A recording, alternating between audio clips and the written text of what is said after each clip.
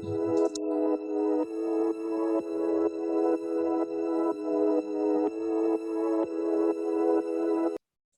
afternoon and good evening and good morning to delegates joining us from different parts of the world.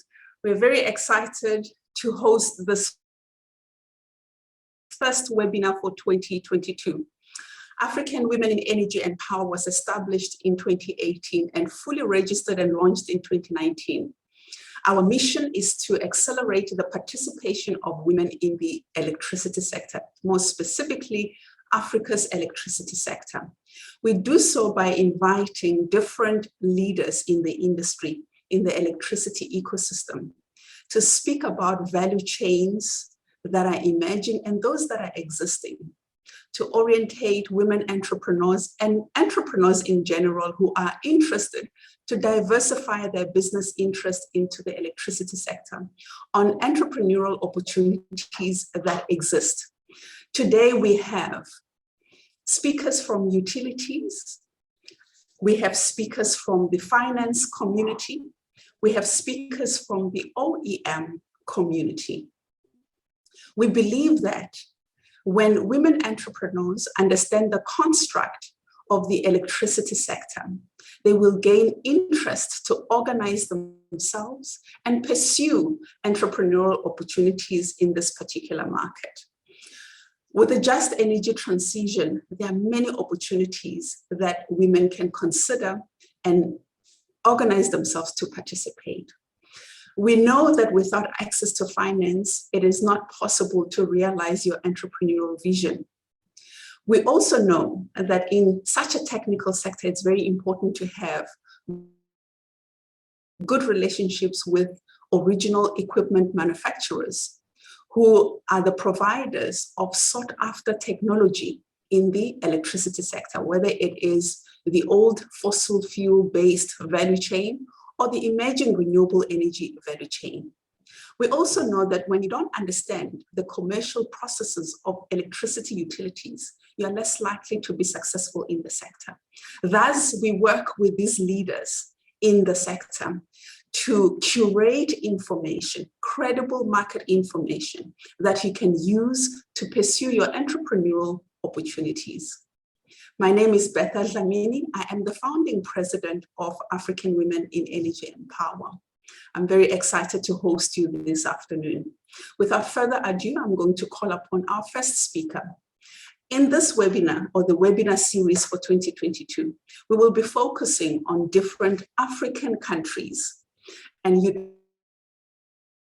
utilities from different African countries will be making presentations on their strategic focus and their project pipelines, including some of their focal areas.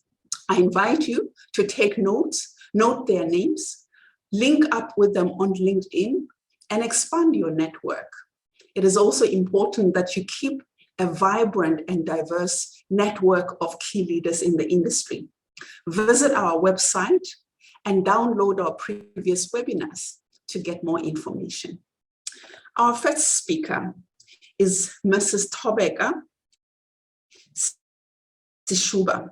She's the account manager, Sub-Saharan Africa, Rockwell Automation.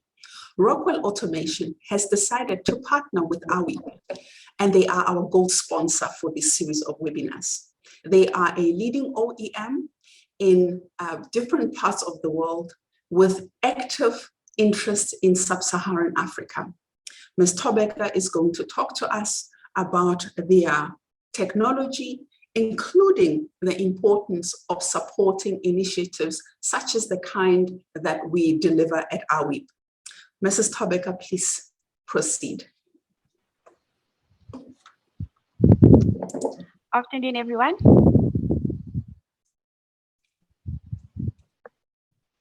So welcome, everyone.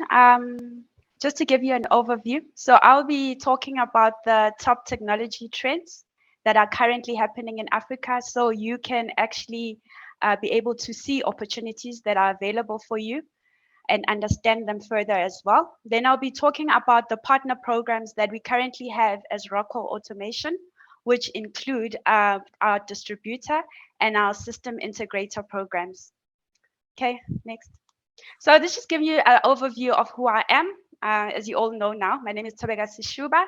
I've been in the industry for 14 years. I have worked for the likes of your Siemens. I spent a long time at Schneider as well, and I'm currently working for Rockwell. I've been working for Rockwell for the past 4 years. I have experience in tendering, all aspects of tendering, and all types of products from automation up to MV switchgear. And I have managed multiple projects in that sector for hundreds and millions of rands. So I have vast knowledge when it comes to tendering. Currently, I'm working as an account manager, which is more of a commercial customer relationship a portfolio. So that's next. So just to give you an overview of who we are as an OEM. So Rockwell Automation is the biggest company which is dedicated to industrial automation and digitization. So our revenue in 2020 was $6.3 billion US dollars. We operate in over 100 countries and employ over 23,500 employees worldwide.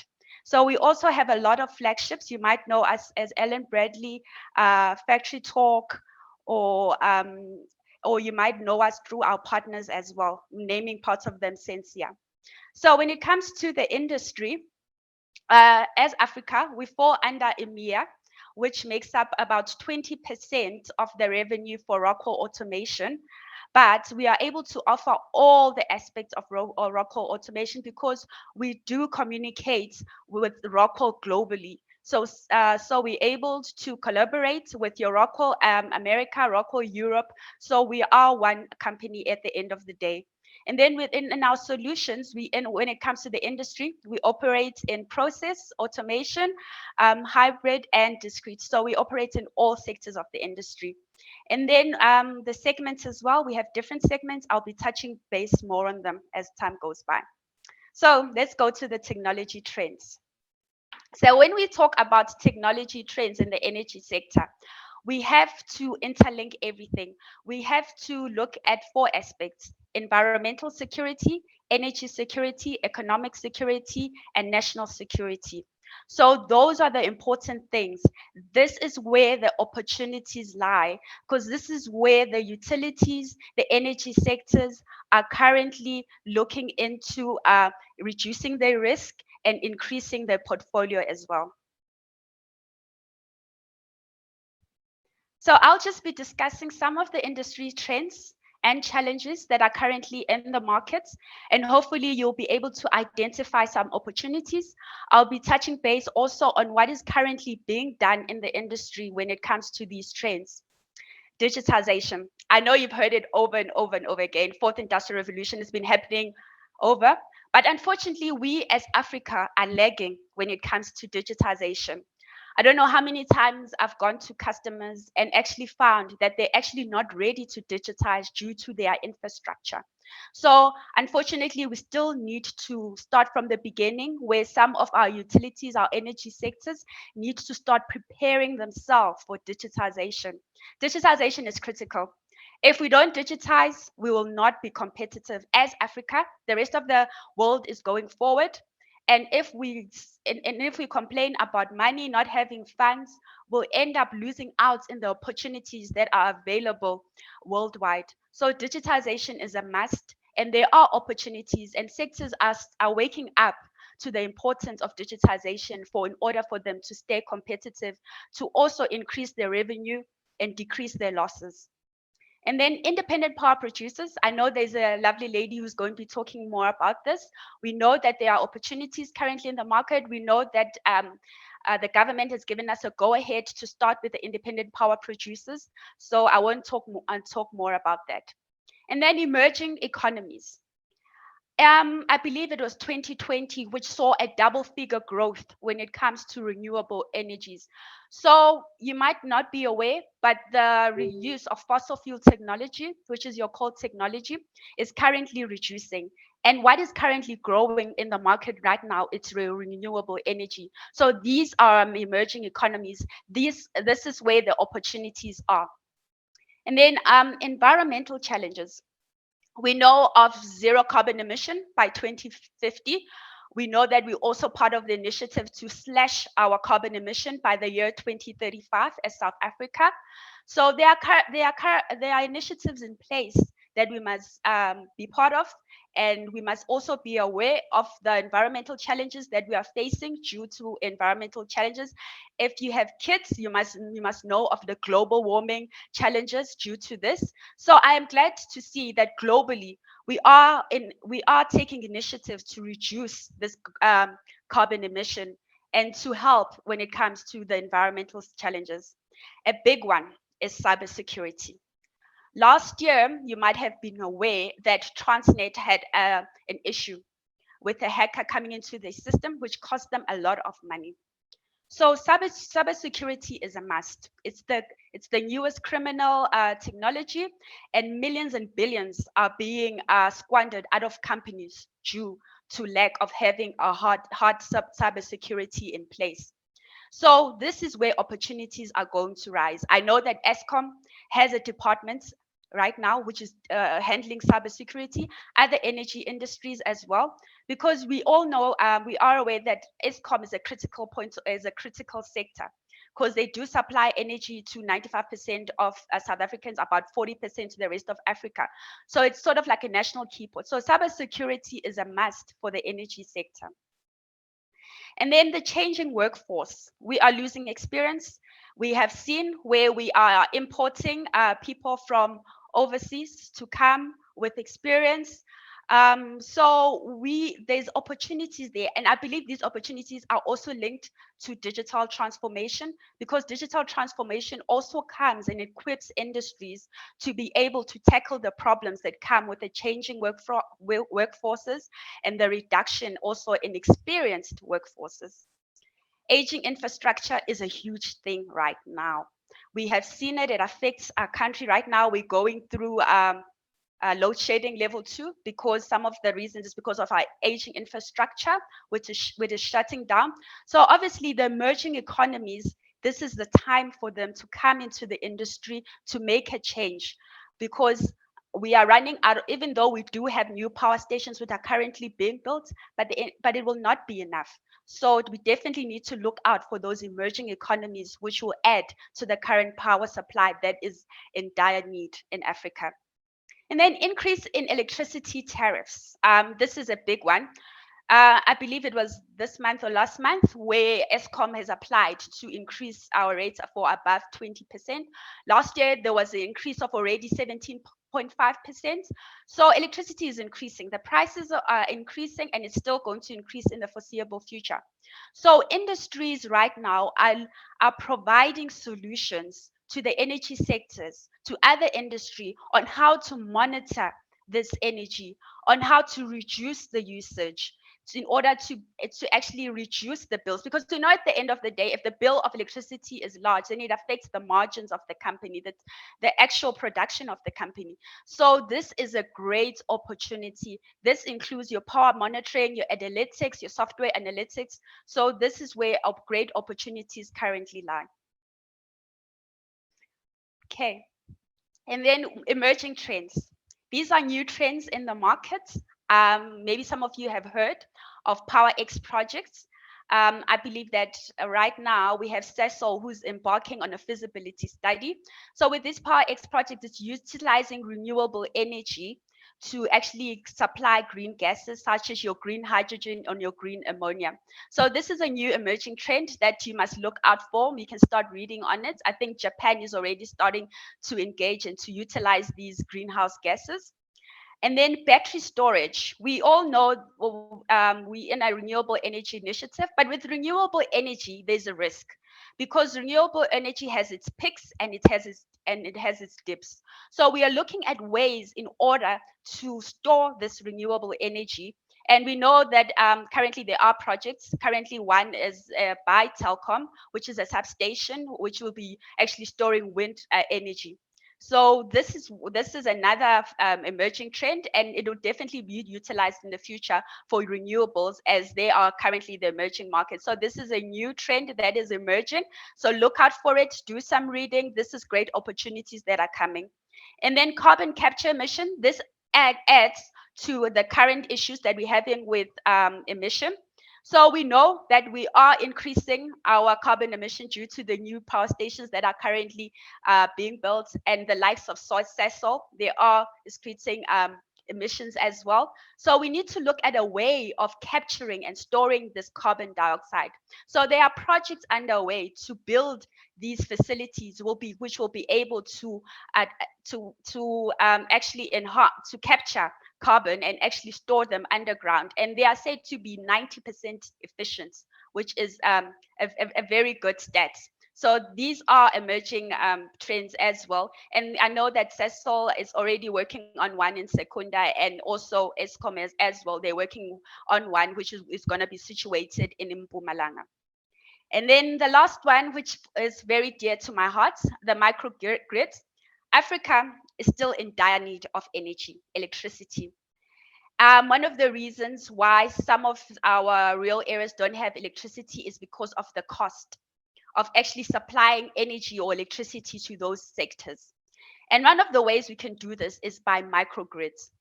But then again, the issue with microgrids, we are supplying energy to rural areas. Those rural areas might not have the amounts or the money to actually pay for the electricity. So this is where we have to provide solutions into actually supplying microgrids will be cost efficient. For example, in the renewable energy sector, that will able to expand energy into those rural areas, into the rest of Africa. Okay, so we as Rockwell Automation, we are able to assist in all of those sectors by having the connected enterprise and being also have the knowledge and the skills when it comes to digital transformation. So how are we able to do this? Okay, we offer 3 products as specified previously: Allen Bradley, Factory Talk, and Lifecycle Services. All 3 of these brands are able to help the energy sector, the electricity sector, into meeting some of these trends and technologies. So the first one is Allen Bradley. This is our components, our offering. We are able to, I spoke about safety. This is where we're able to provide safety in terms of the industries, also in terms of cybersecurity. We have our sensing and industrial controls, power control, and motion control. So we are able to tap in all aspects. And then Factory Top is our software portfolio, where we are able to supply all the software needed to design, maintain, operate, and innovate within the industry from all aspects of what is needed in the engineering sector. And then our lifecycle services is our in-house services where we have skills, we have knowledge, we have consultants, we have professionals to help with the different life stages of design, maintain, operating a plant. Okay, so when we look at Rockwell Automation opportunities that are available to actually to enhance or to help entrepreneurs. So we have partner programs in place, which we have strategic alliance partners, system integrators, OEM, distributors, digital partners, and technology partners. All these are here to help simplify our offer, meaning simplify, being able to offer a holistic offer to the different sectors. And they also assist in collaborating. So, because you all know when you collaborate, you are able to offer a much more attractive offer to our end users. And we are also able to innovate, giving our end users the best possible technology. So first is the System Integrator Program. So System Integrator programs has different stages. So what are system integrators for? They are there for reaching out to the markets. So they have the skills, the capability, and also the incentives to reach out to the markets, because we want to reach the whole of Africa. One of our strategy is to reach Africa, countries in Africa that we haven't been able to reach in the past. And our system integrators are critical in doing this with their experience and their knowledge.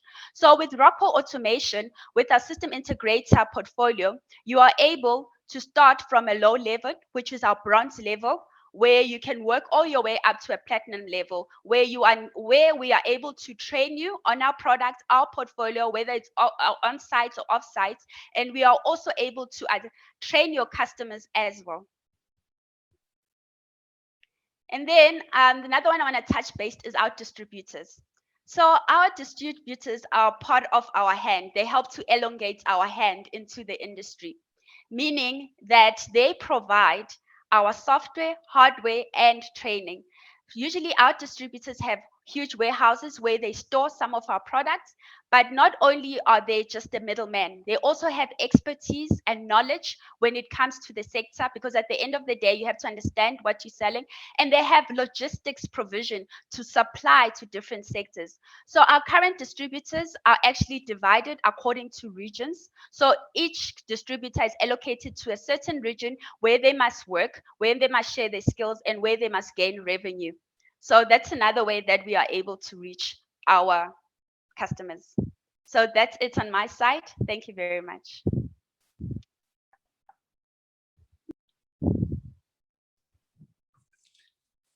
Thank you so much for, I just want to make sure. Thank you so much for that insightful presentation. You have just opened a new world for most people.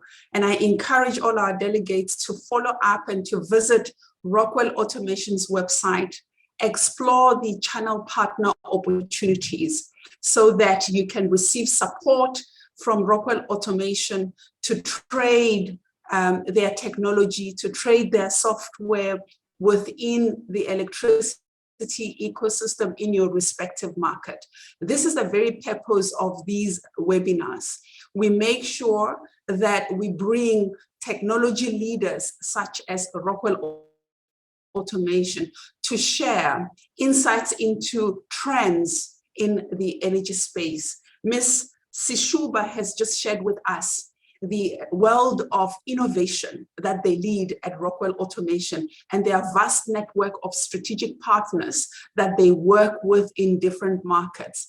Be one of those partners.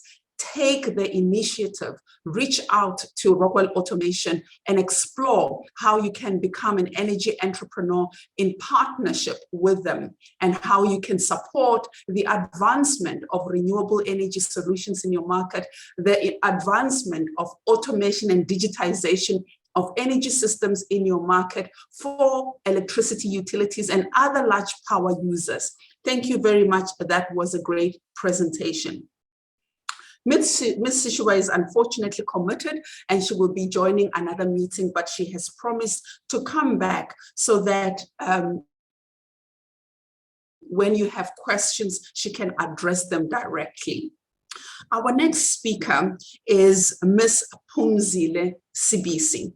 She will be representing eThekwini Metropolitan Utility, Metropolitan Municipality in South Africa. South Africa has got over 200 municipal electricity utilities. These are distributors of electricities. Some purchase electricity from Eskom and further distribute and sell to customers, to end users. We believe that access to markets still resides quite profoundly within the utility space. So we invite electricity utilities to speak about their strategic focus and to speak about their procurement processes and to share their strategic direction. For you as a delegate, considering being an energy entrepreneur, it is important to understand the role of electricity utilities in your market, how they influence policy direction, and how they lead the transformation of energy systems in your market. Welcome, Ms. Sibisi. We look forward to your presentation. You can proceed. Thank you, Betha. It's Mrs., just in case for those who are confused. Good afternoon, good evening, and good morning to all our esteemed audience. I am Phumzile Sibisi, representing eThekwini Municipality. I am from within eThekwini Municipality. I am from electricity unit, and by profession, I am an electrical engineer occupying a deputy head position within electricity. So would you please go back? Yes, thank you. Now, what I'll be covering today as a utility, it is our core objective for us to actually create a market access for all our business owners, whereby we look at the profound role that we play in creating services, products, and also a platform where we are the drivers of the economic activities in our country. So it's important for everyone to understand the role that utilities play in terms of impacting our economy and driving opportunities, business opportunities. So I'll be focusing mainly, if you can please go to the slide, the next slide. Now, before I go to the presentation outline, it's important for me to give out a background on how have we arrived to where we are as a municipality. There was a publication in 2020 where there were gazetted amendments on the generation capacity of the Electricity Regulation Act that authorized municipalities that are in good financial standing to procure new generation capacity in accordance with the National Integrated Resource Plan for 2019. And that was the directive that gave us authority as eThekwini municipality to issue an RFI that gears up us to procure the 400 megawatts of power from the IPP producers. So what have we done from that instruction on the Act? The entire presentation will take you through on our strategic focus and the vision. How have we then implemented our energy transition process and also look at the outcomes of the RFI, the energy trends from our local market. We would look at the opportunities that business owners, particularly females, have on the value chain of this transition. And then I will close off with gender mainstreaming. Would you please go to the next slide? From our strategic focus, our area is looking at by 2030, we want to have 40% of our electricity generated from the independent power producers. And we plan to increase that by 2050 to 100%. While we do that, we will be ensuring that we are eliminating greenhouse gases by 46%. Those are the emissions for GHGs. And we will further try and eliminate emissions from the generation of electricity. Now, this is our strategic focus. We are focusing on other areas within our sector, which is transport, industrial, stationary energy. But for the benefit of this presentation, I will mainly focus on electricity. Would you please move on to the next slide? Now, on this slide, it's important for me to indicate to the audience, what have we done in terms of implementing our energy transition policy, and where we are and where are we going to. In the past couple of months, we had started on step one, where we gathered information through scenario planning based on the changing market conditions. We engaged with energy stakeholders. There were also internal engagements with departments. Then that went for EXCO approval for release to the public for their comments. On receipt of responses from internal communication and also the public, there was then a final adoption of energy transition policy by eThekwini Council. From that step, we then further said we need to test what's out there on the market, and that we released the request for information to the public. That stage has been completed. Currently, we are sitting at a stage where the transactional advisory group is looking at the request, the information that came from the RFI. From then, The next step is to get the determination from the minister, went further to the request for proposal. Now that's when we'll be starting a procurement plan. We are looking at the month of August 2022 to October. Then from then, we plan to conclude the power agreements with all the IPPs by November 2022. When you look at this entire step, the implementation process, surely if you are a woman looking at entering the space, you are already earmarking the opportunities, but I will further elaborate on those. Would you please move to the next slide? This slide here is basically providing information on the outcome on the RFI that we've issued. And it's important for the audience to understand and hear some of my concerns that I'll be raising here. We've received about 104 projects through the eThekwini RFI. And out of the 104, 0 owned companies by female. There's no women-owned company that responded to our RFI. And that is a concerning matter for me. What are the barriers that are stopping women-owned companies to enter into the space? Maybe better, that's another discussion for another webinar, but it's a very concerning matter that there is no female-owned company that responded with information for us to check what is the market, what are the market trends within the energy generation space. Because we were looking at energy, various energy mix, not just particularly renewable energies. Please ponder on that thought. It's a very concerning one.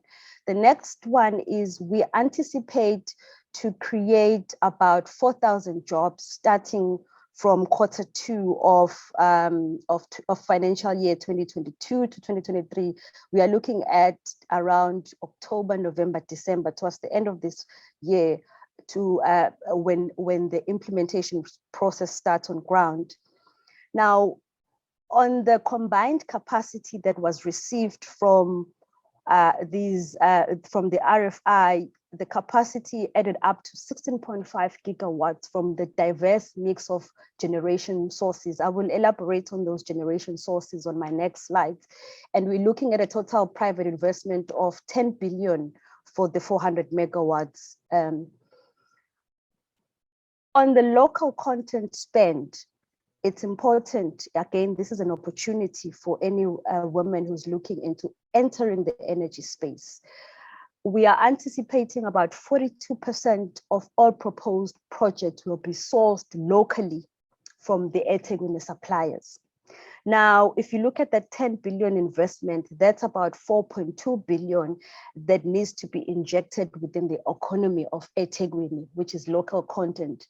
And women who are owning businesses and want to get into the space, that is an opportunity. On the conclusion, and once we start the implementation process on ground, we plan to complete the commercial operating date would be the 1st of July. This is when now the plants are ready and the IPPs are now integrated into the grid and are injecting capacity. We are looking at the 1st of July, 2025. With the exception of hybrid operation or complex plants with mixed generation, those ones will be then anticipated to come later in December year 2026. If you could please move on to the next slide. Now, this is the local market. Remember, we are in South Africa, but our provinces, when we request information, we may get different responses depending on our market in our various areas. This is particular the local market of eThekwini, where the energy trends and the information received from our RFI indicated that on a mixed or on a multiple sources where you have one plant with multiple generations or a mix of generation, the three high plants or multiple sources that indicated high capacity was the liquefied natural gas, liquefied petroleum gas and diesel plant, followed by the LNG peakers, and then the LNG with hydrogen. This is what we've got.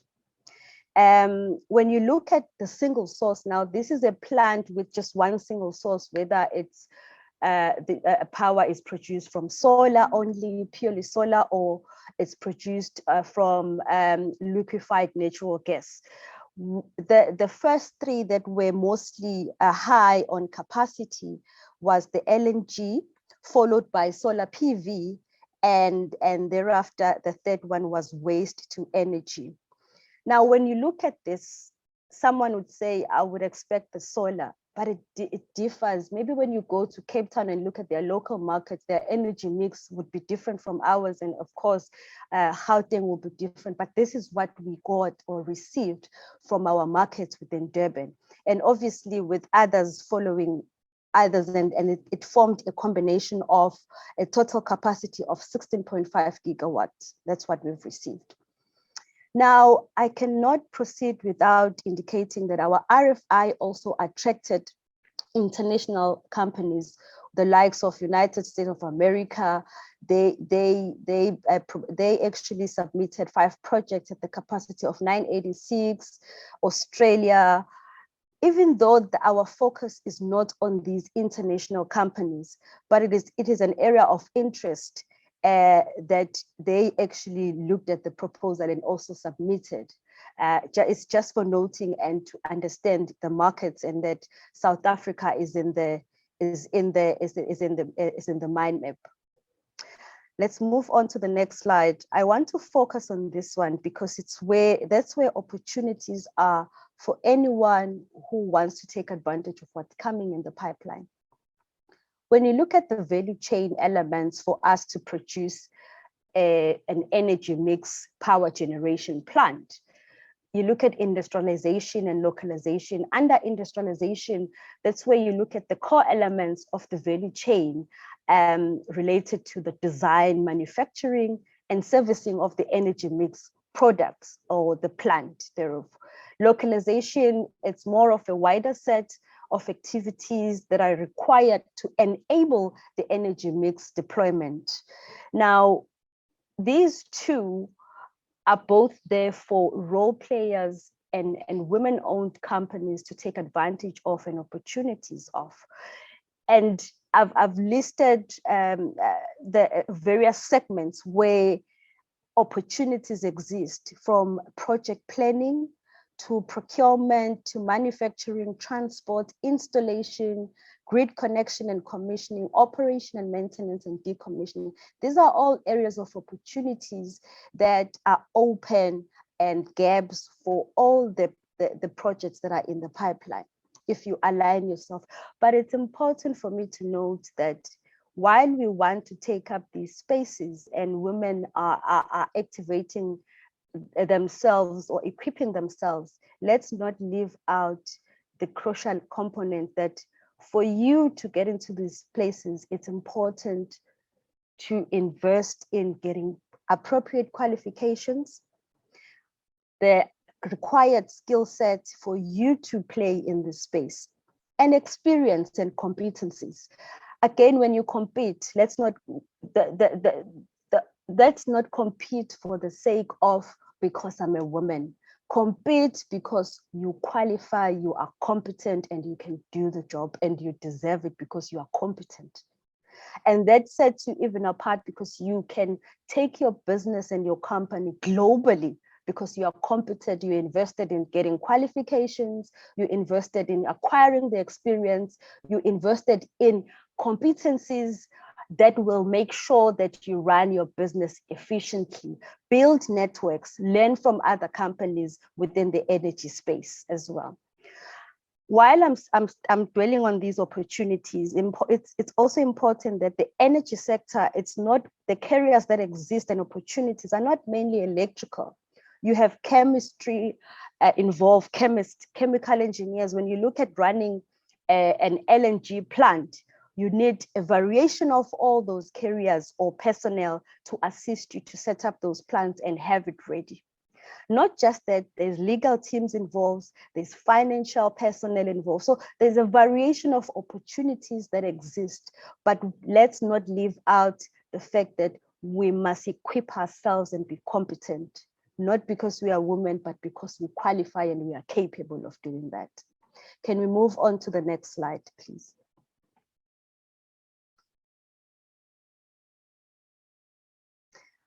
Here I'm touching on gender mainstreaming.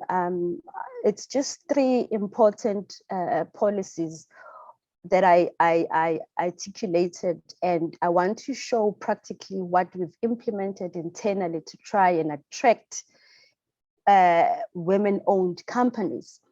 From our supply chain policy, there's a need or a requirement for the job creation for local citizens, where again, when you look at the group or the targeted people, it's women. When you move further to preferential procurement regulation, women-owned companies are also required there. When you look at our municipal independent power producer program that we are currently implementing, women-owned companies are also part of the group that we are targeting. When we do our contracts currently, plan to take it out to the public to attract bidders, this is how we are going about, and this is public information, not hidden. A contract is separated into or maybe broken into 2 parts, where there's bidder contract number 0000 A, that's a generic number just used. Then we have B. The aim of separating these is that we don't allow these guys to only be the role players in the market. We also give the emerging and upcoming businesses to come into the space, gain experience, so that eventually they get into the A part. So we separate it into 2, so that when we look for the CIDP registration, anyone who is 4 EPEB or higher, those experience, they are covered in A, they can bid for A. Those with the scoring that is 3 EPEB or less, these are emerging and upcoming businesses. We attract them on that B part of the contract. Now, if you are an upcoming female-owned business, you can start here. And of course, those that are experienced will be playing in this space again. So these are some of the opportunities that are practically implemented to see whether women are coming to occupy the energy space.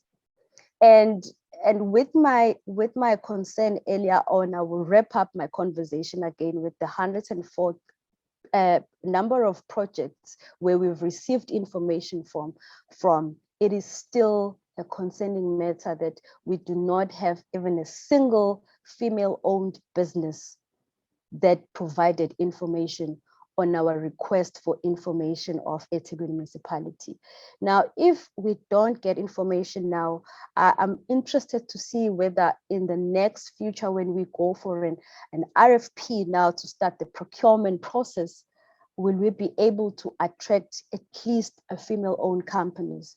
With this information, I hope you'll be able to prepare yourself and see and gauge how you learn and take advantage of the opportunities that are coming through your way. Thank you so much, Betha. That concludes my presentation. Wow, if there's anything that has validated a need to have these webinars, to expose entrepreneurs to opportunities in the market, your presentation has just done that. Thank you so much for your insightful presentation. I encourage delegates to follow through, as I will repeat this message after every presentation. This is why we have these webinars, to expose you to information, credible market information, so you can organize yourself as partners, joint ventures, entrepreneurs to pursue these opportunities, to take charge of your entrepreneurial journey in the power and energy sector. As you can see, there is a huge gap when it comes to women's participation in the sector. And with this information, you can begin to organize yourself. One area of the presentation that I found fascinating and forms part of our study at AWEaP is the value chain of delivering a renewable energy project, looking at components of those value chains that are localized or need to be localized, positioning yourself as a partner in your respective markets to be able to participate in those opportunities. So indeed, those are great opportunities. As I said in the beginning of the webinar, in this webinar, we are showcasing South Africa and Namibia. Our next speaker, who alerted me just now that she was struggling to join, I hope she has already joined, is Ms. Kandali Iyambo, who is the Executive Modified Single Buyer at NemPower. NemPower is the electricity utility in Namibia. I just want to confirm if she's online. Ms. Iyambo, are you online?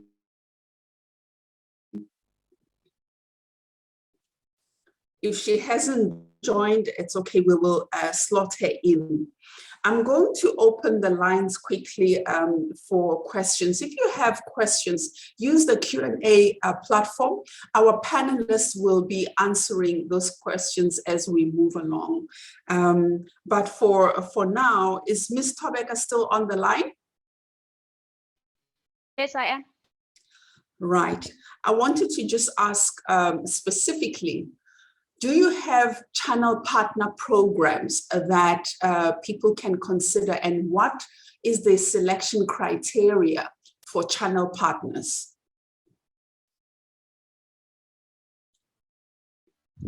So yes, we do have channel partners programs in place. So when the criteria obviously is to look at the investment and also the capabilities and the capacity in terms of knowledge, and also the monetary incentives that you can invest into the company. Because obviously when you, for example, you're a distributor, there's a requirement for you to hold stock in your distribution warehouse. And then there's also a requirement for you to have engineers to go out there and sell and on behalf of you as a distributor. So there are processes in place that must be followed. So if anyone is interested, then I'll look. We have managers internally who are more into reaching out and starting those distribution, helping distribution partners to start off. I can send you that information. Thank you very much. There is a connection between the two speakers that we have enjoyed in the past few minutes. When you have a channel partner contract or distribution contract with an OEM, you are able to bid for opportunities at your local utility. And that's why we bring these different perspectives. We're bringing access to technology, which you are able to receive from OEMs, and we bring access to market, which is information on the developments in the electricity utility space for you to be able to organize yourself to participate. And now I emphasize on the term organize yourself to participate,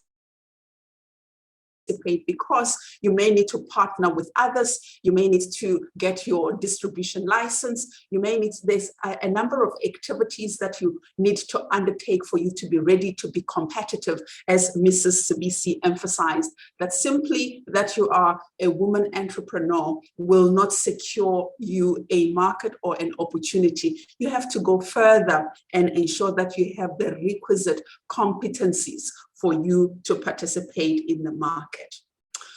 While we wait for Ms. Iyambo to join, I am going to invite Ms. Shanda Numalo, who is coming from Harmattan Renewables, and she will be speaking to access to technology, universal access to energy, future opportunities and emerging value chains in distributed generation.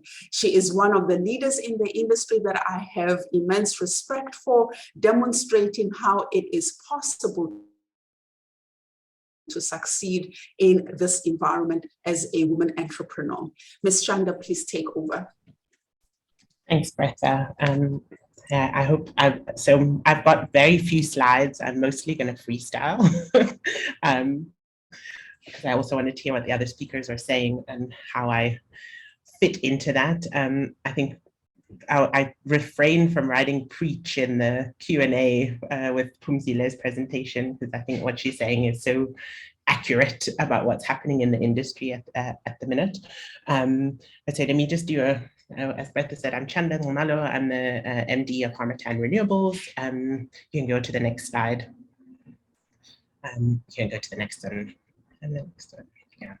And so we are a consultancy company.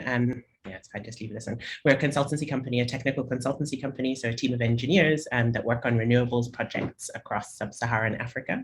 We're a fairly new company. We started in March of 2020. So a lot of what I'm going to talk through today in terms of barriers and opportunities are things that we've experienced and gone through as a new company, and B, a Black women-owned company. So I won't bore you with all of the services and things like that. You can read these when you get the slides afterwards, so you can skip through and the next one. Okay, so what Bertha asked me to talk about was distributed generation and the opportunities that there are in the energy space. So what I thought that I'd do is really just put it in context, because I think a lot of the time that we, either as entrepreneurs or more specifically as women entrepreneurs, we don't work together in networks. And I'm not entirely sure why that is, but I think what we need to understand is that the pie that there is available in terms of opportunities, networks, in terms of jobs, is so big and vast that I think that we shouldn't be competing against each other. There's really room to be working with each other and supporting each other to access those opportunities. So if you look at the CNI sector across the continent, that's about 75% of the power demand in sub-Saharan Africa, and 75% of demand that is not serving actually what is required. So if you look at the growth that is being forecast by some of the studies that are out there, it's forecast to grow by 270% by 2030, which means there's a huge market that's available. I think Phumzile mentioned a few things that are lacking at the minute, and what we're seeing both as a service provider, but talking to IPPs and talking to people, is that there's a severe skills shortage in the space, and so there's an opportunity for you to enter the space, build off the track record that you have in other sectors, and move over into the renewable space. And the CNI sector encompasses such a wide variety of types of projects, from small rooftop projects, kind of kilowatt size projects, right up to ground-mounted wheeling projects in up to the 100 megawatt cap that's been released here in South Africa. But looking across the rest of the continent, if you're talking to mines and big power users, there's a whole range of types of customers that you would be talking to, of types of solar projects, of sizes, that can be encompassed by the word CNI solar. I think, yeah, we can skip to the next one, because that's a bit of a reiteration in terms of, but essentially the sector is growing very quickly. And outside of the CNI sector, if we look at the Sustainable Development Goals, Africa has around 600 million people that don't have access to power. Now, that can be looked at as a negative, but actually it's also a huge opportunity for the continent to grow, for SMEs to address some of those needs, for you to get involved in projects across the continent and provide that power in whatever form, or participate in the value chain that is providing the power. And COVID has set us back a little bit. So we were progressing towards universal access, but 2020, 2021, we've actually taken a step back. So it's something that we, I think, as Africans should be driving, and making sure that there are local companies and local participants that are meeting this goal and supporting the population to have access to power. You can go to the next one.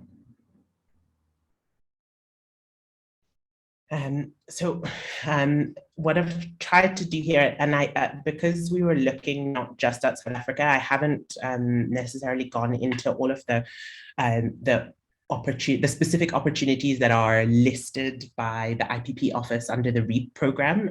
But maybe what I can do before the slides are issued is that, Bertha, I'll share with you guys some additional slides on the specific opportunities for women-owned businesses that are available. But what I just wanted to go through was, the role of IPPs in the space, and how should you be wanting to set up a business and form an IPP, and the options that there are. So there's either the IPP procurement programs that are run by the Department of Energy here in South Africa, or the utility scale programs run by various governments, tender programs, be that Prolair in Mozambique, Namibia, NamPower often run programs. Botswana also are running a few programs that are their slightly smaller scale programs. So you can either enter through a utility size procurement program, or you can approach private companies who directly require the power. Either of these require you to have and develop a project, which often is an expensive program to embark on. But I think what you need to understand is the goal that you're trying to get to in becoming an IPP. And just to reiterate what Phumzile said, is getting experience.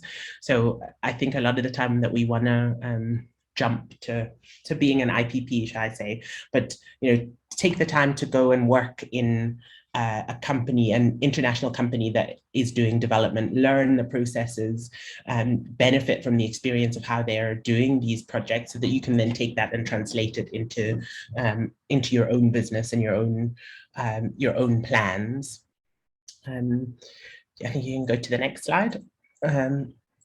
So I was doing a bit of research just to structure my thoughts on this, and there's a paper written by a lady at the CSIR, and it looks at barriers and opportunities in the IPP space for SMEs, and particularly for women and Black-owned businesses to enter the space, and coming from, I guess, the other side from you, Phumzile, who's running the programs, these are the top barriers that were listed by companies in the space, and I think something for all of us to I guess watch out for, whatever side of the spectrum that we're on, but to try and then overcome. So I think the top one there is the advertising opportunities are not standardized. I think what often happens is, if you have a network and you know about things, then you hear about projects, and there's a lot of money that is spent through ED and SED programs, but you need to know where to look for it, or you need to be in the vicinity. So I think making sure that you have networks and you build up those relationships with people that know when the opportunities are coming up, and this kind of a platform is exactly great for that, so that you can share that information and we can all pass on the opportunities to each other, if it's not advertised in a public forum. Lack of experience and track record. So this, I think, a lot of the time companies want to see that your company has X number of years of experience in the sector, has, especially for things like CIDB grading, that you've done a certain number of contracts of a certain value, et cetera, et cetera. And look, these things take time, and we're often so, we really want everything to happen quickly, but if you can build up that track record by doing parts of the scope, and growing the value of the projects that you do, so that you can then respond to projects, I think then it will support you in demonstrating that experience and track record. But also your personal track record is important. So while you have to show for the company what you've learned elsewhere, is something that you need to leverage off of and utilize. Local content is often not enforced, and I think it's easy for companies to say that that they can't meet the local content requirements because there haven't been submissions. So I think that we owe it to ourselves to put in the bids and to participate in these processes, so that there are people that are meeting the local content requirements, and then there's no opportunity to bypass those. Lack of financial resources, and I think Bertha knows I harp on about this a lot. I think for SMMEs it's difficult because there's a lot of support out there in terms of training and mentoring and networking, but not necessarily for small companies of funding just to get you through those first few months to years of unsteady cash flows and finding new clients and developing a brand and things like that. And I think that's an area that we need to try and work on in general, and providing support for smaller companies. If you're, as I said, with the IPP, in the IPP space for a developer, or if you're looking at entering into the construction industry, there's a big requirement for equipment or resources for either working capital or funding development costs, funding equipment, funding staff salaries. So again, just feeding into this lack of financial resources that can be a barrier to smaller companies that are wanting to get into the space. You can go to the next slide. I'm sorry, this is a little bit blurry. And this is, to a certain extent, reiterating what Phumzile was saying, but despite all of those barriers, there are a huge number of opportunities across the value chain. So while something like manufacturing is a big capital intensive area to try and get into, there are also government support grants that you can apply for to get into the manufacturing side of things. There's local content requirements that are trying to promote companies getting into this space. So it's something that is possible and should be looked at. And I think if we can, form consortiums, form joint ventures, then all of these things are possible. The professional services space, which is where we operate in, is also an area that requires slightly less capital intensive investment upfront, but does require skills and staff and track record. So I mentioned to you, skills shortages, and I don't like to say that word because I don't think there are skills shortages. I think there's a lot of very smart engineers, quantity surveyors, marketing professionals, research professionals that don't necessarily have experience in the renewable energy industry. But what I'd say is right now is a prime time to try and get into the space and leverage off what you've done previously. The industry as a whole, I think, hasn't necessarily trained people for the past 3-4 years.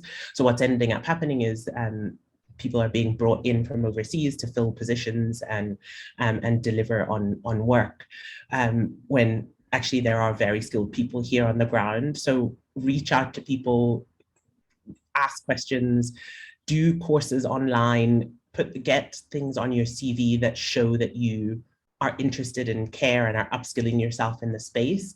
And there are a lot of opportunities that are out there, companies that are looking for project developers. Do you have GIS skills and qualifications? Then you're already one step ahead to get into the project development space. Have you done town planning? Have you, there's all kinds of, have you got a project management qualification, even if you're not necessarily an engineer? I think there are a lot of areas where you can get involved and leverage off of the knowledge that you have and that you've gained in other sectors. Construction, I think, again, it tends to be a male-dominated industry. I think Linda is not on this, but that from DLO that just bought Conco recently is one of the Black women-owned construction companies that's operating in the space. So again, it is possible, and these companies do exist. I think you need funding, backing, experience, but they do exist. Leverage off, I don't know, probably you've seen, one of the skill sets at the minute that I think is in quite high demand is in the civil engineering space. So electrical engineers, I think, have come into the renewable space quite a lot. Civil engineers, not so much. So there's a big gap there for civil engineers. Do you want to be on site? I think there's not a lot of ladies that necessarily want to be on site full time, but there's definitely gaps for that. And then it doesn't have to be the large scale construction, right? There's requirements for road construction, for fencing, for smaller local companies and subcontractors. So build up your track record again through those smaller subcontracts. But that requires you also building a network within the industry. And I think we need to all kind of rely on each other for that. Similarly, for the transport and logistics. I think the maintenance side is an area that is often neglected. We get very focused on the development and the construction side, which actually is the shortest bit of the life cycle of a renewables project. They then need to run for 20 years, and it may not be high margin works, but it's steady, constant revenues. And so I think it's an area that it's worth looking at. There's rather uncool, unsexy opportunities with statutory inspections, with providing oil, with providing cleaning rags, things like this, which are all a business. I see Pat's message. Yes, trade in your heels for your safety shoes, or you can get pink safety shoes also. So I think on the maintenance side, there are a lot of opportunities, particularly in the CNI and distributed space, because at the minute, I think the rhetoric, particularly in the solar space, is that there's not a lot of maintenance that is required for solar plants, which is not necessarily true. Especially as a private off-taker, you want to make sure that that plant is running properly and is providing you with as much power as you need and are going to be paying for. So looking at that, and how do you get into the space as a private provider for those smaller projects.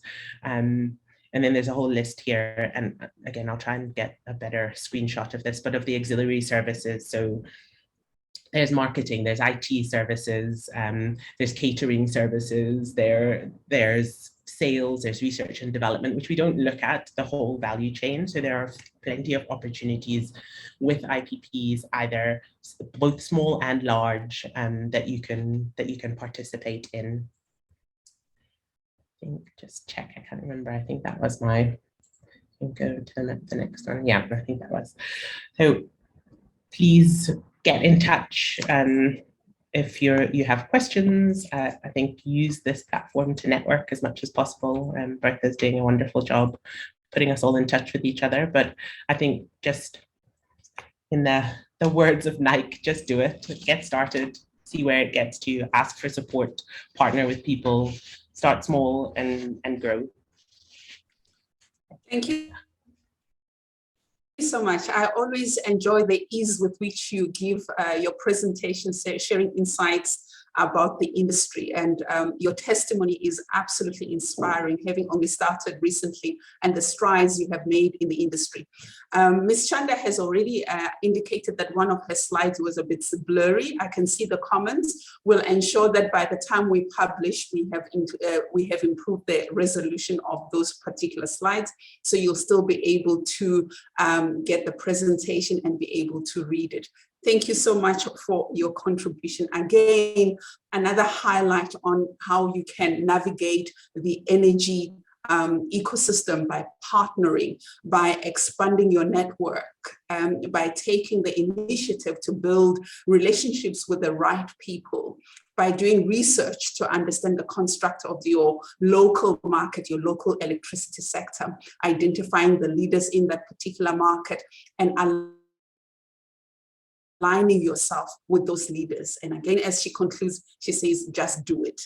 Just do it. As you can see, as an entrepreneur, she continues to research and quote insights from other researchers. And this is what I motivate entrepreneurs to do, especially in this evolving energy sector. One area that she highlighted that is particularly of interest for the continent is 600 million people on the continent in Africa have no access to clean, affordable energy. This just demonstrates the extent and the breadth of opportunity that exists in the continent for African women to consider the energy sector as a plausible area to conduct our business and to organize ourselves to participate successfully. I'm very excited that Ms. Iyambo has been able to join us. She is an executive modified single buyer at NemPower. NemPower is the electricity utility in Namibia, and as I said in the beginning, that we are highlighting different countries every month. And this particular webinar, we're highlighting Namibia and South Africa. The power sector in Namibia has undertaken taken several reforms aimed at attracting independent power producers. As you've heard from previous speakers, the independent power production space has ample opportunities for entrepreneurs to pursue. So they are attracting independent power producers by providing a stable investment environment. Such reforms include the horizontal consolidation of more than 70 distributors into 5 regional electricity distribution companies, and the establishment of a transparent tariff setting procedures, all overseen by the sector regulator, the Electricity Control Board. While the country's generation mix utilizes primarily hydropower, the majority of electricity is imported. About 60% of electricity is imported primarily through a bilateral contract from South Africa's Eskom, and to a lesser extent from the Southern African Power Pool. At AWEaP, we have an endorsement from the Southern African Power Pool, which represents about 17 electricity utilities in the SADC region. And we will attempt to profile most of those utilities in our webinars during the course of the year. So I encourage you to stay tuned and to follow our website as we advertise our webinars. Ms. Iyambo, it is your opportunity. Please proceed.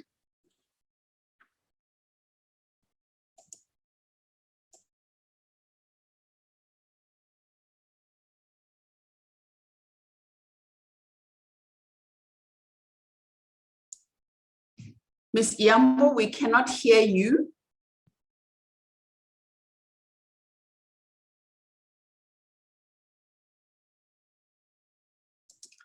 We seem to be having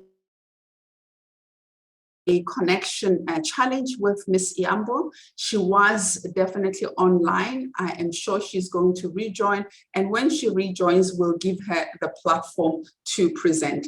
I am going to move swiftly to our next speaker. As I say, we invite leaders in the sector to speak about the construct of the sector, to speak about access to technology, access to market, access to finance, access to networks, and access to credible market information. And you can see from the speakers that we just had, we have really delivered credible market information that is current, that enables you to immediately take charge of your entrepreneurial journey. Our next speaker is Ms. Kelly Govender. She is from Siemens South Africa, and she's going to speak up on the future of energy in Africa. Ms. Kelly, please proceed. Hi, good afternoon, good evening, and good morning. My name is Kelly Govender. As you know, I work for Siemens as a project manager, and I'm looking forward to presenting on the topic access to technology, trends in energy innovation. I do want to focus on 2 projects, just kind of highlighting energy innovation, and one of it being very close to my heart because I actually executed the project. So, yes, thanks. So we're on slide number 2. Thank you. Okay, so in terms of slide number 2, as we know, the world is rapidly changing. We are moving to better streams of energy innovation, and we're focusing on reliancy, efficiency, and sustainability. And just to, they are in a 3-pronged approach. We look at, obviously, I think Shanda mentioned a lot on renewable energy. So yes, in recent years, renewable was always the alternative, but it's fast becoming a necessity. And that's what we see at Siemens. Increasing electrification and sector coupling. So where electricity was not once accessible, for example, remote areas. So now that's becoming a focus. Improving energy efficiency. So this is not only in South Africa, we're looking within Africa as well of areas of energy efficiency improvements. We look at flexibility in the energy market, and some of you might know that the change in Europe of selling electricity it's become like an open market. You're able to sell electricity, it's more accessible. It's a bit of a challenge in Africa because of the tariff changes. But what has started to be a trend, let's observe that, let's monitor that, let's see how it progresses. Another thing we've seen is from consumer to prosumer. what I see is a large trend forming where a customer is producing and consuming electricity. Large companies, for example, especially in the motor industry, this is becoming a new trend. New market players, more and more small companies are joining the energy market in terms of efficiency. I think it was mentioned a couple of times by the panelists and also by Bertha that there's partner programs out there. Siemens is also a company that offers partner programs. So we have a very interesting onboarding process. That information can be provided. If you are interested, please contact me. We have a dedicated partner management office for this. In terms of sustainability, we have automated systems and automated processes. So for us, we talk about our famous microgrid controller. So that's quite special to us because in the next slide, you'll see our implementation. So it acts as a brain where it can, switch over from grid to island mode. So that's something that's of a trend lately, or people are more interested in. When we talk about smart data, we refer to big data, where load and generation forecasting, especially in solar, can be available and readily available. That's nice. When we look at new business models, we look at how we can see improvements. And new thing is energy performance contracting, where customers have a low capex model and installation payoffs are done with a financing plan. Thank you. Okay, so the next slide is our Midrand Campus. So I'm very excited to talk about this. This project was implemented in 2018. I was the project manager on it. It's a distributed energy system with a microgrid controller, 990 kilowatt PV, diesel generator, and batteries. So at the time, Siemens Park had the challenge, like obviously most of us, with the unstable grid, and we wanted to avoid blackouts. We also had huge energy costs from high peak consumption and no monitoring, or lack of monitoring for that matter. So we obviously looked at options, and one of the options was to look at 140 kilowatt per hour battery for peak shavings to save more costs. We reduced our peak load by 30% by a building management system and LED lighting. We also integrated an existing diesel generator. So the benefits: real-time monitoring, increased reaction time, automated sell points, and powerful reporting and forecasting. We have a 7-year return of investment, but we did do a full viable business case that calculated for 7 years. So overall, the campus has 990 kilowatts of installed PV. There's 300 people working in the commercial buildings. Please note, we also have tenants in the building. So for buildings, especially who have tenants, this is a good way to monitor and understand what your tenants' consumptions are. We look at 80% of peak load is covered by renewables.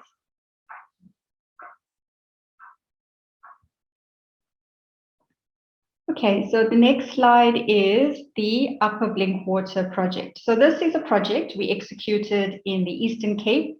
It's in the Beaufort West area, to a community that previously had no power.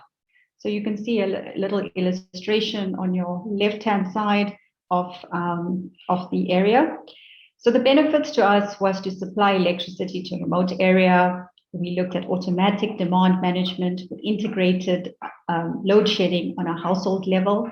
But I think the interesting thing for me was that these 62 households, we provided 1.5 kilowatt per household to start with. And that number is going to change by the end of 2022. We also, in terms of the assets we looked at, we provided solar, PV, battery, and diesel generator. It was 80% of stored usable electricity, 16% fuel savings, and all in all, we had a great collaboration with and success with the German government, GIZ, and Nelson Mandela Bay University.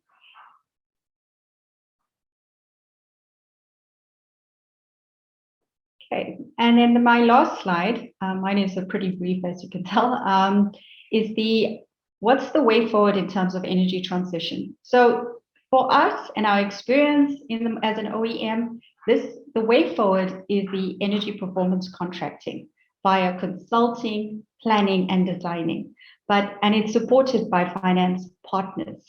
So that is something we're starting to see a trend. In terms of implementation and operation and services, this is until it's paid off.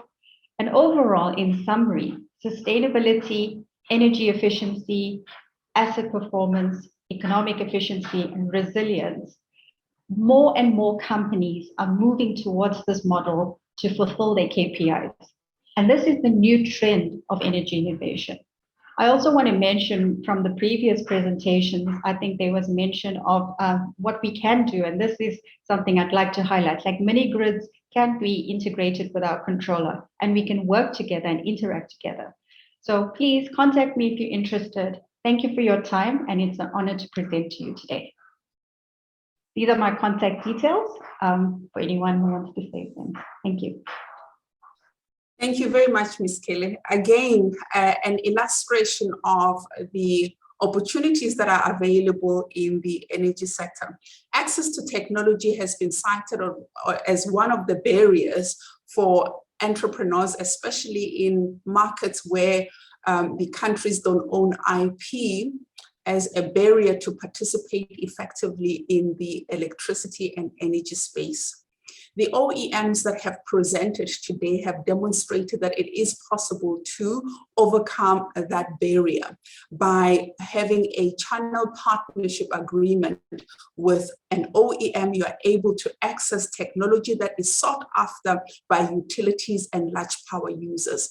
By so doing, you will receive training, you will receive support that enables you to build your entrepreneurial journey in the energy sector. So I encourage you to follow through with Ms. Govender, follow through by contacting them and learning more about the channel partnership opportunities that exist. At this point, we're going to go to a topic that I'm very passionate about, access to finance. It has been widely reported globally that access to finance is one of the most profound barriers for entrepreneurs to succeed in any sector, not just in energy, more so in the energy sector because it is a capital-intensive sector.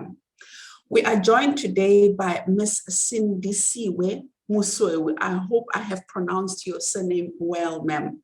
She is an infrastructure transactor at RMB, and she's going to talk to us about how RMB in particular finances energy projects on the continent and in the countries where they are active. This is a presentation that I do not want you to miss because it is such an important presentation. Ms. Musoewe, please take over. While we wait for Ms. Musoewe, I'm going to ask one question to Ms. Mumalo. Ms. Shanda Mumalo, how have you addressed access to finance in your business? How have you navigated the challenge? And if you can share some insights with the audience. Maybe not the right person to ask. So essentially, we have structured ourselves so that we basically, where we need staff, we've partnered with other companies that can provide certain skills that we don't have, which means they're not on our books. So we only then use people when we have specific projects so we can cover the cost of them. In terms of longer term financing, we're kind of going through a process at the minute, speaking with larger clients to try and get access to enterprise development support and funding. But essentially, we've basically had to bootstrap from a funding point of view. And yeah, the first 6 to 9 months was not fun. So start saving if you want to do this. It is true. It is true. I think what I like with what you're sharing is form partnerships with other companies that have resources that you don't have, so that you can exchange value in that way. You can partner, work together on pursuing a project, because even business development in this market in itself is quite an expensive pursuit. So build a network of companies of similar sizes as yourself, or even bigger, and identify where you have synergies so that they can complement areas where you do not have resources. Thank you very much for that contribution. Ms. Muswewu, are you ready for us? Yes, I am. Thank you. Fantastic. For the Thank you patience. so much. Okay. So thank you so much for inviting me to be a part of this webinar, which I think, as everybody has mentioned, is a very important webinar. These are definitely the conversations we need to be having. And I think I concur with the previous speakers who raised that women involvement in the energy sector is very limited, and it is an area that needs to kind of receive much more focus. So maybe just before I go into too much detail, by way of introduction, my name is Sindisiwe Muswewu. I am a transactor with the Rand Merchant Bank, which is an entity that does a lot of project finance and does quite a bit in the energy sector. I've got about more than 6 years experience looking at projects, not just energy projects, other projects that are all infrastructure related as well. But there has been a lot of activity, particularly in the energy market from a South African perspective. As you would know, there has been a large amount of procurement of IPP projects through the Renewable Energy Procurement Program. That's been the start, and the market has absolutely kind of expanded. I mean, now the procurement, I think as other speakers have already mentioned, is now becoming much more private. It's becoming on a much smaller scale as well, which is also good, because it means instead of the funding that is required to fund massive projects, it's kind of becoming biteable chunks that hopefully will open up the market to other participants in terms of funding ticket sizes that other people can actually participate in. So maybe without further ado, let's go to the first slide. So firstly, I just wanted to kind of explain the concept of project financing. I'm sure I'm preaching to the choir here, but just in case it's not a very well-known concept to everybody here, the type of financing I mostly look at is a type of financing called project financing, which is generally long-term. That's the kind of financing that is required, obviously, with these type of projects that kind of take a while to actually recoup the funding or repay the funding rather. It works best for assets that are kind of like infrastructure, long-term assets that have a long asset life. It works best for things like mining as well, and as well other energy-related industrial projects. So, for example, the procurement of PV panels for a building would also benefit from a project financing type structure. In essence, what the financing does is it looks at the projected cash flows of the actual project and kind of looks going forward at how much money is expected to be made by the project and provides funding on the back of cash flows.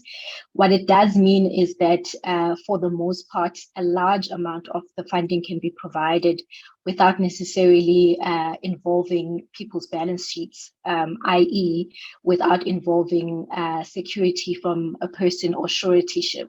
So it looks specifically at the cash flows that will come from the project.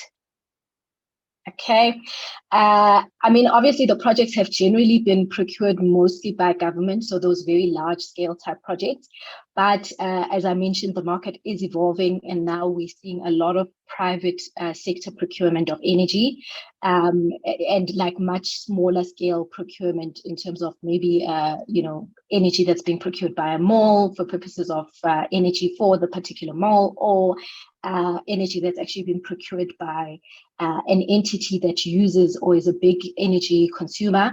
And I mean, people are kind of getting much more interested in getting energy directly as well, because there has been a deregulation in the market in terms of allowing private sector to actually procure and supply energy almost independently of government. So there's a lot of movement to kind of opening the market, which means there'll be a lot of opportunity for other parties to also play. So I think this is definitely 100% a good time to gear up as the market is opening up and privatizing and becoming much less regulated, for various people to actually start getting involved and looking to get involved in the future.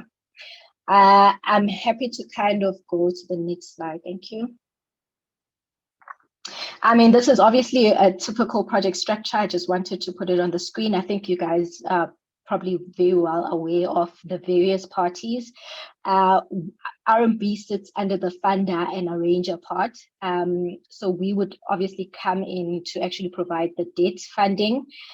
We also look at equity funding in certain instances.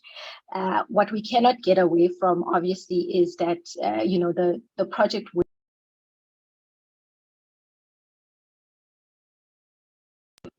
would need some kind of support from the equity participants. So that does mean that generally you would have to put in some equity funding, it also helps align interests in terms of, also you putting some of your, what we call skin in the game. But there's various ways to kind of do this. So the one thing I wanted to kind of also concur with that's been mentioned is it's important to kind of partner. So there's a lot of technical sponsors and entities that have been participating in renewable energy or energy in general procurement, who have the necessary experience and who have the necessary track record and who have also the necessary balance sheets. And I think it's very, very important to partner with those entities, because it helps in terms of knowledge sharing, skills transfer, but it also helps in terms of raising finance, because I mean, as you would know, banks kind of need to know that whoever's undertaking the project has done it before, has the necessary track record. So I think partnering is always a good idea. A lot of these projects do require some kind of local content requirements. They do require a certain amount of BE involvement. And I think obviously women involvement is also quite critical and is actually very good for the project themselves. So partnering and making yourself available and creating the necessary networks to actually partner is always a good way to get into the sector. Another very important thing to point out is I think there's a lot of focus in terms of ensuring that the BE parties and the women parties actually are getting opportunities outside of just being shareholders, i.e. are entities that are able to contribute meaningfully to the project. So I think technical expertise is also another way to get yourself into these type of projects and to kind of bring something to the table. In that way, what you generally will find is that you'll get more funding as well if you're actually able to bring some kind of expertise and contribute to the wider project financing. Because, for example, DFIs look a lot at funding, but they also want what they call active participants. They don't want to fund passive participants. So it's about creating that hub of participants that are actually going to have the ability to one day be the main sponsor that runs the whole project. So that is a key focus for entities like the DBSA and the IDC, who are looking at developing talent in industries. I think we can move on to the next one.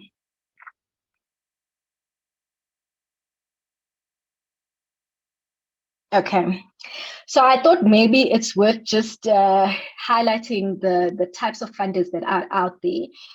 Not all funders can do all things. So for example, I work for RMB, which is a commercial bank. Our risk appetite, sits particularly in a particular part of the spectrum. The projects that we can get involved in are also limited in terms of what we can look at and what we can't look at. So on our end as RMB, we look at particularly what I'd call bankable projects, i.e. these are projects that have the required, the proven technology, that have the right sponsors, et cetera. I'm getting a lot of messages that the slides are not showing. So I don't know who, if admin can maybe help with that. But I'm not controlling it on my side. So I'm sorry, guys. So I'll continue. Hopefully admin can help with the slide. I can see it on my side though, to be honest. So I don't know if it's just the one person. Yeah, okay, cool. So maybe can you just go back to the previous slide and I'll just finish off on that one. So yeah, as a commercial bank, there's obviously a space where you can participate, but I just wanted to highlight that there's other types of funders as well. The other types of funders that I think are important to note are DFIs. And by DFIs, I mean entities like the IDC and the DBSA from a South African perspective that do have developmental mandates and are looking to grow the industries, particularly for I think women participants as well as Black participants as well.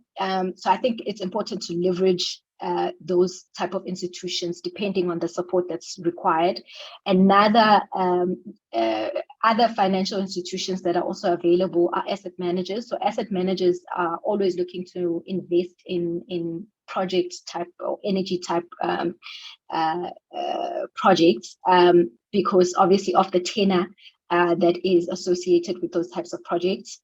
It kind of matches a lot in terms of with the required investments that, for example, are necessary for things like pension funds, long dated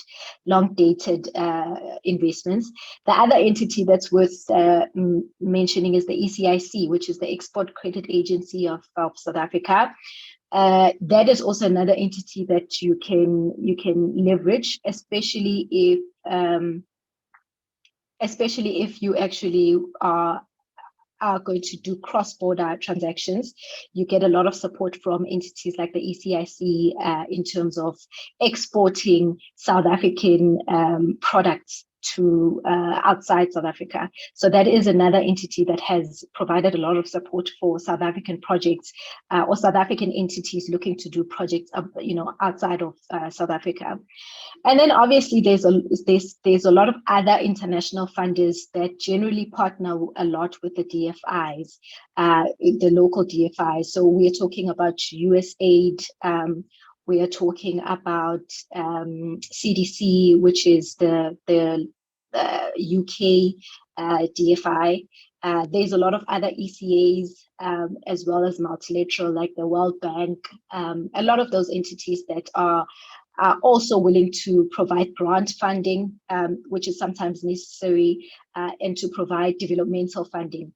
The easiest way, obviously, to kind of get in touch or to procure these type of international funding programs would be to connect with the local DFIs, as I think there's a lot of cooperation between these entities, such that, if USAID wants to invest in South Africa, they generally maybe partner with either the IDC or the DBSA, so that by the time you approach the IDC or the DBSA, there is grant funding that's also available for these type of projects. So maybe just to speak specifically from an RMB perspective, I mentioned that we generally get involved in projects that are considered bankable. And I just want to highlight a few of these because I think it's important to be realistic as well in terms of what type of projects would be funded by a bank. I think everybody knows that banks are interested in putting in funding, but it also has to kind of match the risk return matrix, which means essentially that we need to be comfortable that the project is going to I guess, succeed, that there's a market for the funding or the project itself or what the project is trying to do, that the people who are building the project will actually, those are my senses, apologies, that the people who are actually building the project do know how to build the project and have done it before. They've got the necessary technology, that is proven. They've got the technical experience to actually deliver. So again, this speaks to making sure that the consortium that's looking to go into these energy type projects is one that has done this before and has the requisite experience. So that's a key criteria for bankability. The other point is to, speak to the capital and financing structure. Generally what we would require is that we provide funding, but the funding can only go up to a point. So funding can, from a debt perspective, you can get up to 80% of debt, depending on the project, depending on whether the project is going to be procured for a corporate or whether the project is going to be procured for government, and where in the geography. So there's a lot of nuances, but generally you can get up to 80% in debt funding, but the other 20% does have to come from shareholders in the form of equity contribution. And then that kind of speaks to, then again, the fact that there are some equity funding instruments that are available, but even those have, I guess, they require partial contribution from the shareholders as well. You need a financial model that shows the business case, that shows obviously the cash flows, and it needs to be robust. It needs to, I guess, contain realistic assumptions, etc. If there is government involvement, you need the necessary government agreements, or at least heads of terms that are already in place to kind of speak to and support the project and the feasibility of the project. And you need to have done, I guess, a key risks analysis, and the mitigants need to already be in place. And there's some other nuances in terms of ensuring that there's sufficient liquidity to actually smooth the project through any volatility that may actually occur. So that kind of speaks to the bankability criteria that we look at, as well as the type of funders that are available in the market. I think that kind of speaks to the financing on project financing specifically. What is important is, if there is any projects that you think need to be project financed, to reach out quite early to the various funders, the DFIs or the commercial banks, whoever you think is the right party, and kind of have those communications with them to say, this is the project. You should be able to get guidance in terms of what is required, and maybe get more detail from the respective bank in terms of what actually is required for the project to be bankable. So I think engagement is very important. And I think the other point, as I mentioned before, partnering is also very important. So I don't have a lot of slides. I wanted to keep it short and sweet, but just as a final message, I do think the market is really opening up, and I think it's a good idea to gear ourselves up in light of the deregulation of the market, in light of the technology advancements, and in light of the local content requirements that are being pushed very hard by government. So thank you very much, everyone. Thank you very much. I think what you have done is illustrate sequentially the steps that entrepreneurs need to take to prepare themselves first as entities, and to prepare their projects for bankability. And thank you so much for that orientation. One of the areas that's important is to see or hear other entrepreneurs that are active in the space share their testimonies on how they navigated the energy sector. We've got two entrepreneurs today who are going to share a 10-minute testimony on their company, how they started, and how they addressed access to market, to finance, to networks, to technology. And they will demonstrate to us how they are moving beyond boundaries in their space. We've got Mrs. Ave Stungu Tembekile, and we've got Mrs. Linda Shanika from Namibia. We're going to start with Ms. Ave, who is going to share her testimonial.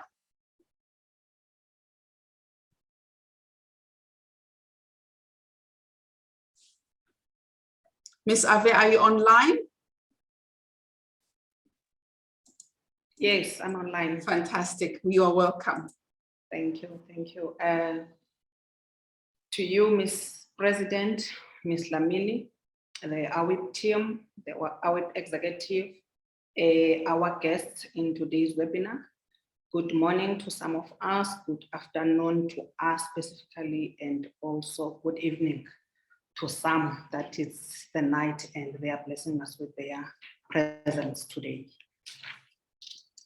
Mine is not much, but to share experiences that we've gone through during this process. Next slide, please. Yeah, as Mrs. Lamini has indicated that Mrs. Ave Tambekile Matanzima, I'm from GM Investments, the company that is operating within the space of energy. I'm the MD, business development there. So the company is operating in the oil and gas, that is the petroleum, and as well as in the renewable space, that is the space of the wind farm, where we have identified some opportunities, having been in the energy industry for the past 11 to 12 years. Thank you. Yes, we have been consulting in the energy space since 2009 on petroleum and renewables, and we have been advising on how to comply with the South African laws in order for businesses to succeed in South Africa.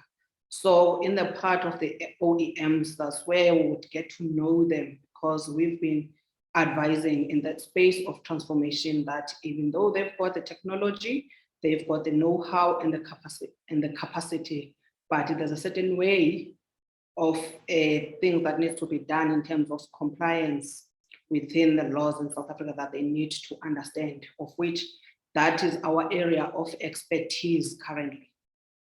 Then the owner, going back there, in fact, the owners, especially myself, I've been sitting as a chairperson in the technical team of the Petroleum Liquid and Fuel Charter Council, and as well as a member of the Petroleum Compliance Forum.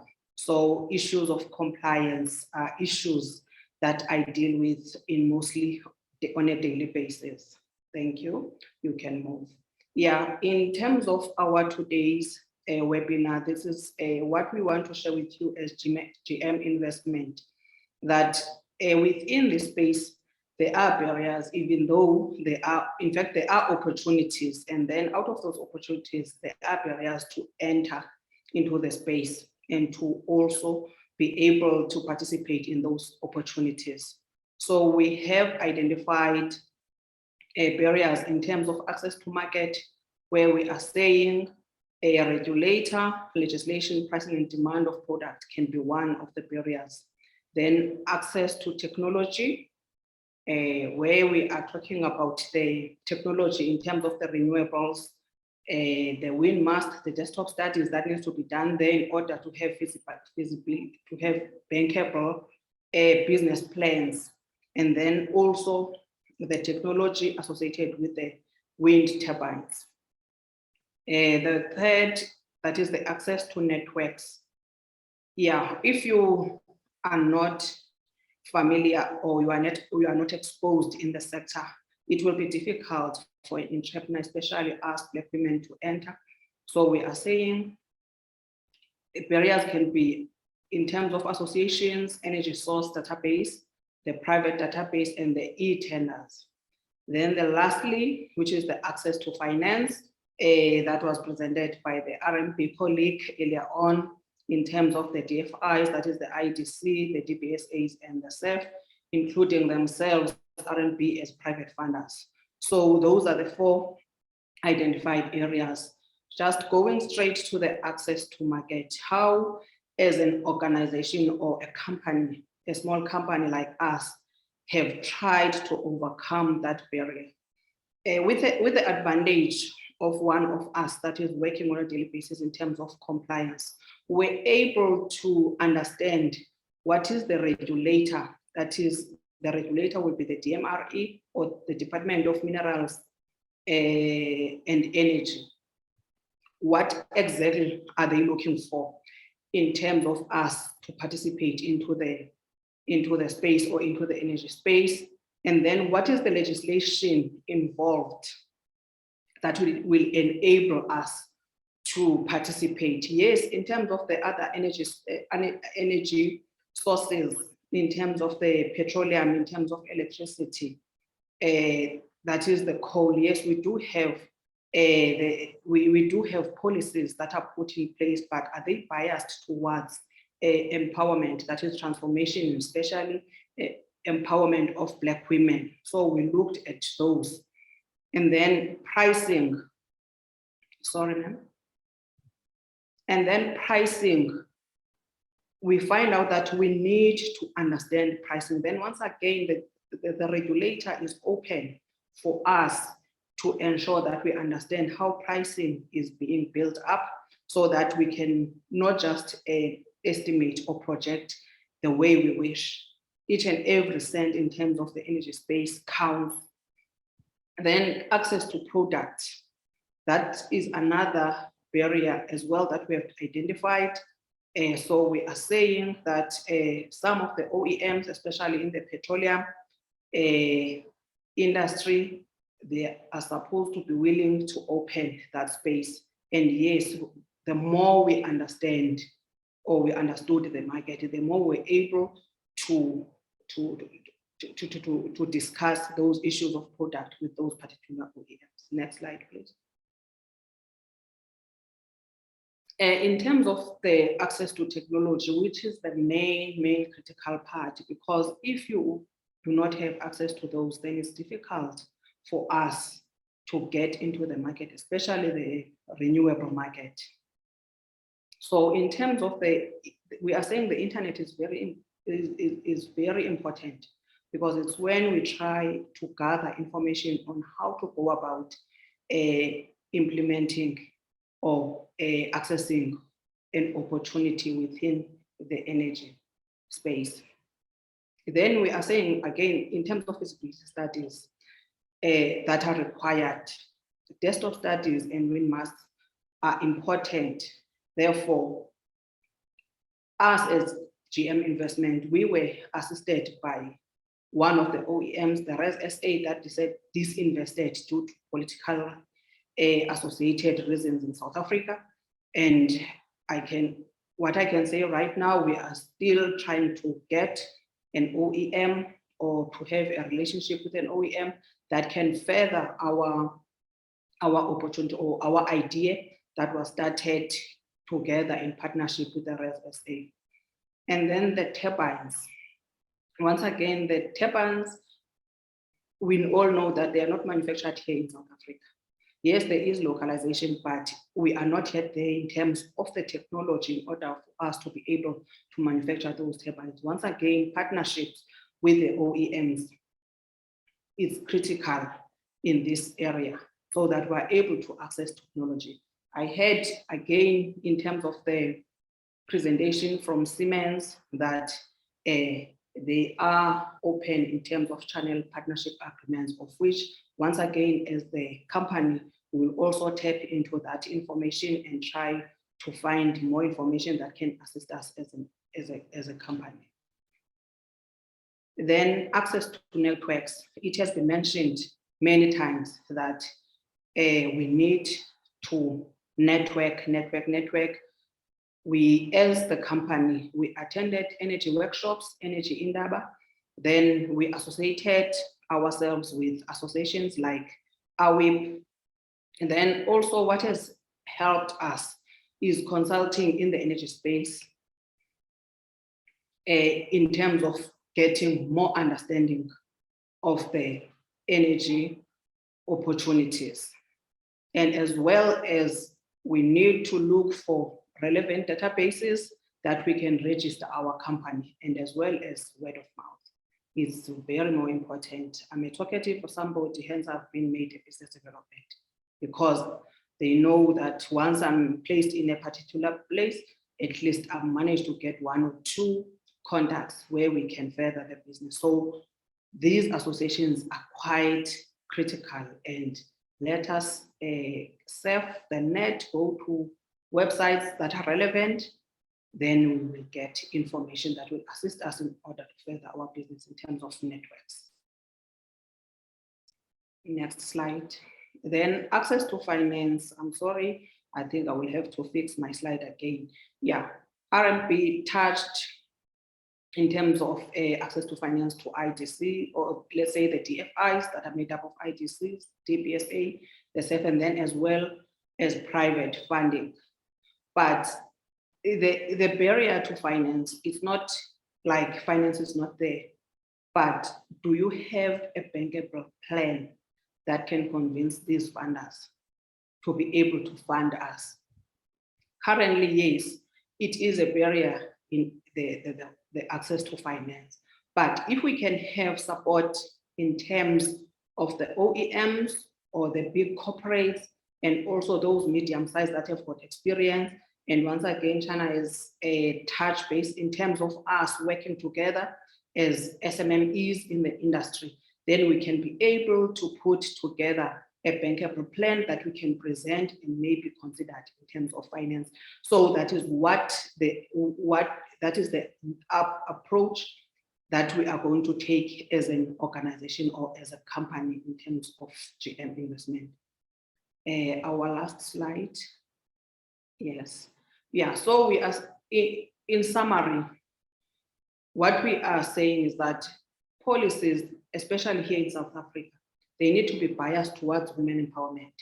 And we do urge associations like AWEaP to be a strong voice for implementation of those policies, because we do have policies that talk about transformation and women being put in the center of those policies, but nothing is happening, no implementation that is happening.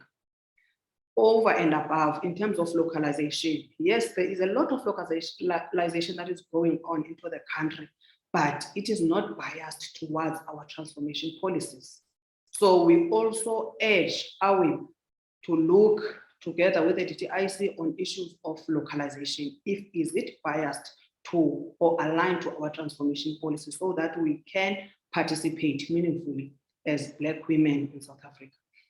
We also urge OEMs like Siemens and others to listen to us and try to assist women-owned small businesses through their enterprise and supply development initiatives.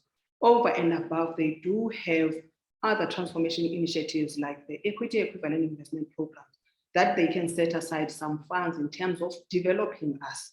Because yes, as much as we do see opportunities in this energy space, but we are not yet there. We still need a lot of capacitation. So we urge them to say they need to work with us, Black women. Then big business must also work together with small businesses, that is other corporate. Then AWEaP, once again, because it's the association that we trust and we rely on to also facilitate SITA fundings in terms of capacity and skills development, so that we are capacitated. We do have proper skills to take our businesses forward, especially businesses of Black women in South Africa. This capacitation will also ensure that we are ready to take opportunities. No one can doubt us in terms of saying that we hear you, but we don't fully understand you. And I know when I get that comment, it means maybe I'm not 100% sure of what I'm talking about. So we need and we urge AWEaP to look at that opportunity in terms of skills development and capacitating us more as women. That's it from my side on GM investment, and we would like to thank you very much, AWEaP, for offering us an opportunity to share with our guests today. Thank you.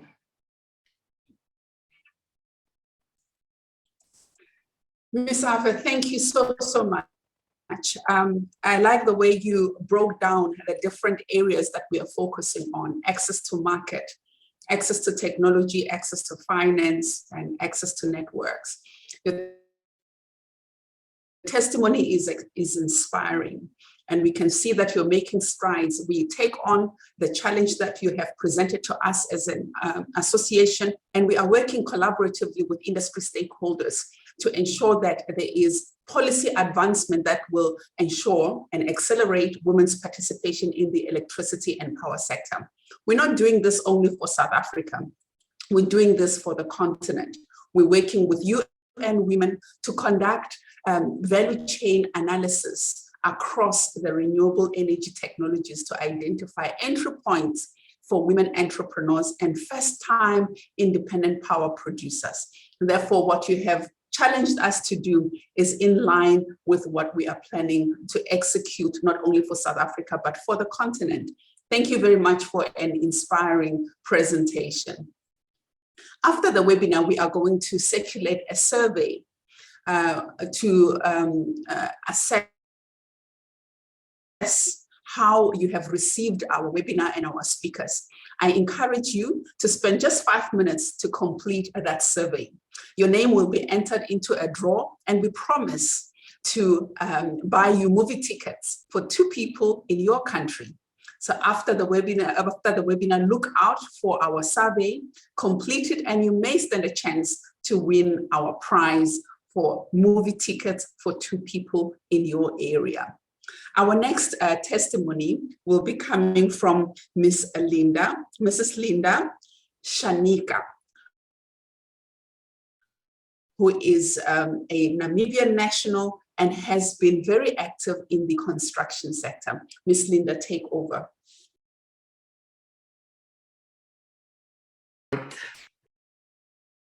Thank you very much, Bertha. Can you hear me? Yes, we can. All right. Okay, let's go on. Right. First of all, I must thank you, the African women and in energy and power, for the opportunity to come and speak about my experiences in the construction industry. And my presentation is going to be a little bit different from maybe the previous speakers. I have prepared my presentation from my own experience, what I have done or what I have gone through. And you'll see that you'll be speaking with an electrical engineer by determination. So you'll understand how I qualified and which school taught me to become an engineer by determination. To the next slide. Right. If you see that picture, it's just putting my presentation in a context. I have a colleague from NamPower, Konjeni, who is an electrical engineer by trade. And then we have Louis from CSV, our civil contractor at one of our NamPower projects. And he is an engineer by trade. Linda is just there running, believing in herself, and you'll understand where she's coming from. To the next slide. Right, before I move on to my presentation, as I said, my presentation has a context. Those are just my qualifications. I'm a performance management and organizational development specialist. That is my qualification, or those are some of my qualifications. I did some courses in performance management. I'm a certified international project manager. I attended a course with the International Academy of Project Management. And I also did some leadership and management courses, a couple of them. I think the one which is standing out is the Bulletproof Manager. To the next slide. That's basically my experience. I am the director. I'm a director as well as the chief executive officer of Adenko Construction Namibia. It's an electrical engineering construction company. And we offer services in power line and substation construction. We do electrical reticulations. We also are involved in street lights and high masts, and we also involved in renewable energy, and we also have some interest in wind energy. As I have mentioned, I'm not an electrical engineer or an engineer or any artisan by trade. I'm a performance management and organizational management specialist. I have about 17 years of experience in my specialization. I spent about 14 years in corporate world in my specialization, and about 8 years doing consulting. Those are just some of the companies that I've worked for, and also some of the consulting companies that I've associated myself with to offer services, mostly in the areas of performance management, strategic planning and development, as well as business development. Right, go to the next slide. Starting now with the content of my presentation. I think I would want to start my presentation with a statement that I like saying mostly when I do consulting with my clients. When I was doing consulting, I still do consulting now and then, though I'm a full-time contractor. When I engage other professionals or other entrepreneurs or like participants like at this webinar, I like saying that we are not here to be taught new things, right? We are also here to be reminded of the things we already know. So it could be that much of the information that was shared here, it's information that we know. But if we network, if we come together, we also get an opportunity to be reminded of the things that we know, but maybe we forgot about them, or we just need to be reminded, you know, from time to time, you just want somebody to say that thing, maybe also to stick, you know, in your mind. To the next slide. Let me share with you the beginning of my journey in construction, how I became an electrical engineer by determination. I left corporate world in 2013. And when I left the corporate world, I was just doing consulting because I'm a performance management and specialist, and organizational management specialist, development rather. So that was my area. I said, okay, I've noticed that I'm not really a office person. I thought maybe I need to go there, challenge myself, set up my own consulting company and do what I enjoy or what I'm passionate about. And 6 months in my journey, I suffered an allergy called Steven Johnson syndrome. That allergy is a deadly skin disease, and I was hospitalized for about a month, and I was about not active for about 3 months. During that period, I've realized that, yes, I just left corporate world 6 months ago. Here I am. I needed to be the person doing the work. So maybe it's high time that I look for other opportunities, or maybe I need to diversify my consulting services to other fields where, if I, for example, if I ventured in engineering or in construction, I can still do my consulting, but maybe I can also employ engineers who can run my company on the other side. Because I've noticed that being the person who was doing the work, and if I'm not there, nobody will do the work. So I've noticed that even though I can collaborate with other consulting, but collaboration, of course, you need to be there. But then, let's park that for now. While I was on my journey, recovering, an opportunity in electrical engineering came up. It was one day I was with my husband. It was about 12 o'clock. A friend of ours, who also we got to know maybe 2 months ago, called us. Linda, there are two guys came from South Africa. Apparently they are tenders at Swakopmund municipality that they want to take advantage of, and they are looking for a Namibian company that they would want to take over.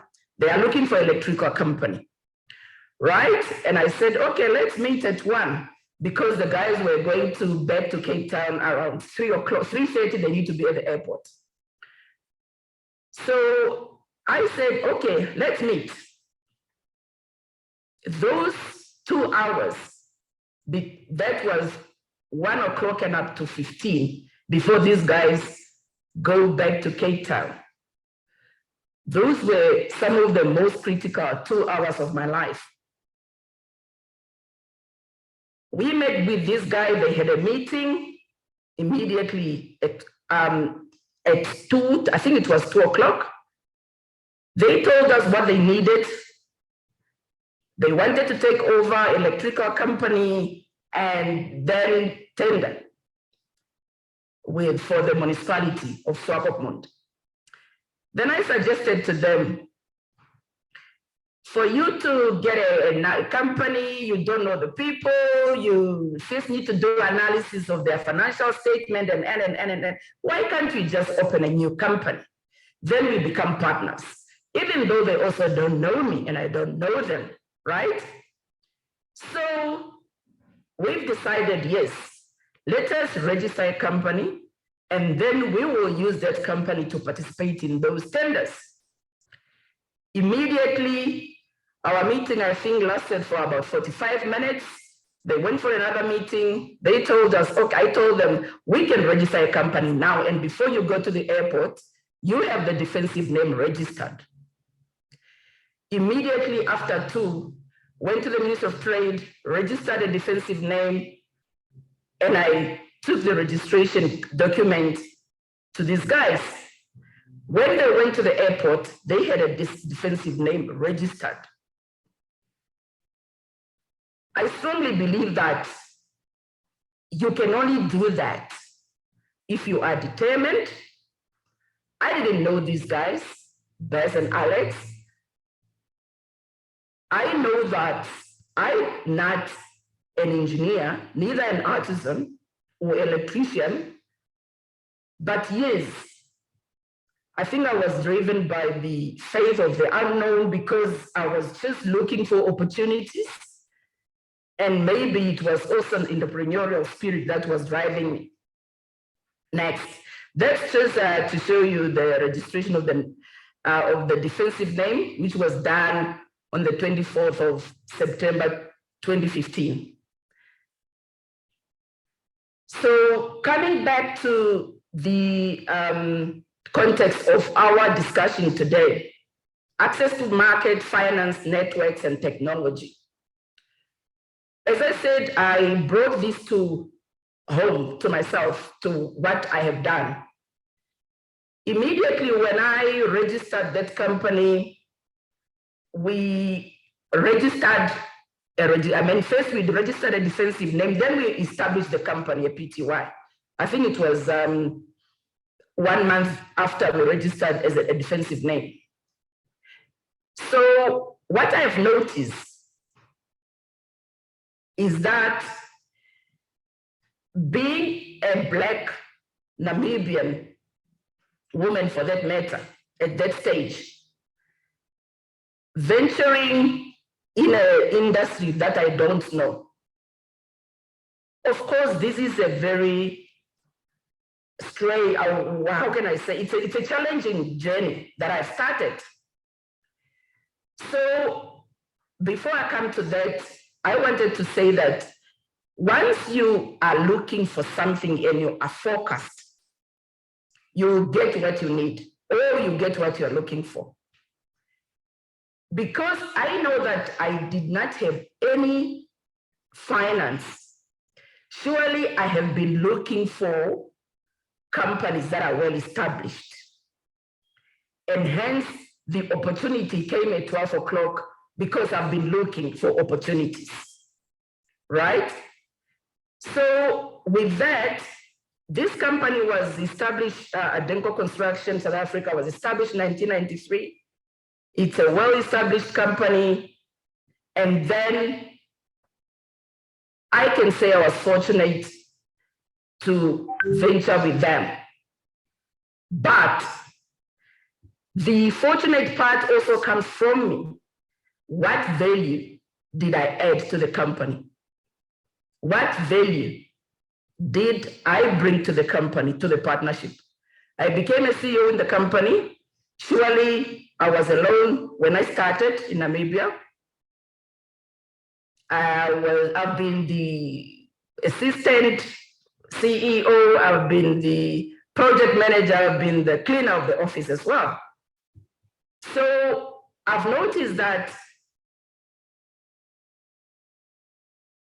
the minute you are looking for something and you see challenges, the only thing that you can have is maybe hope, you know, that I'll be getting something that I think I can work with.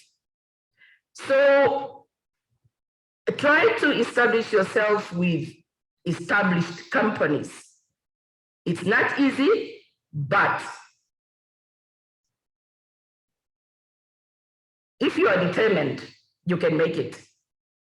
Stakeholder engagement.